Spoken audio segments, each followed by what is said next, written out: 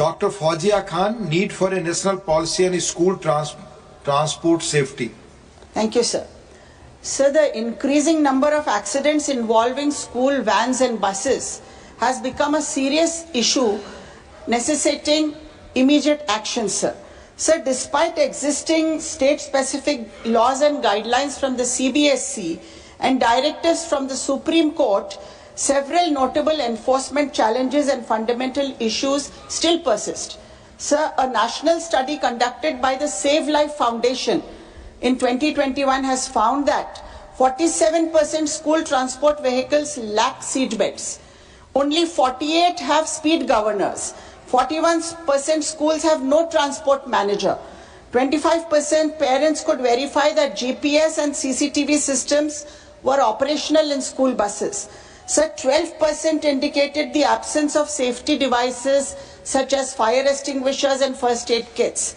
Over 50% have no emergency contact information. There have been 26% incidents of reckless driving. Currently, sir, Indian law does not mandate seat belts in school buses. While some states have instituted requirements for CCTV cameras in school buses, these practices are not universally applied. Besides, sir, buses, private vans, auto rickshaws are the most prevalent mode of transport in Tier 2 and rural areas, Tier 2 cities and rural areas, but now they have started plying even in Tier 1 cities. These are overcrowded vans and auto rickshaws and unregulated taxis, sir. Despite having one of the highest rates of road crash fatalities globally, India does not have a uniform, comprehensive national policy on school transport safety. While some states have initiated standard policies for school vehicles, including vans and buses, they remain largely on paper with no effective enforcement. Additionally, there is a lack of regulation and safety measures, sir, for auto rickshaws and e-rickshaws ferrying children.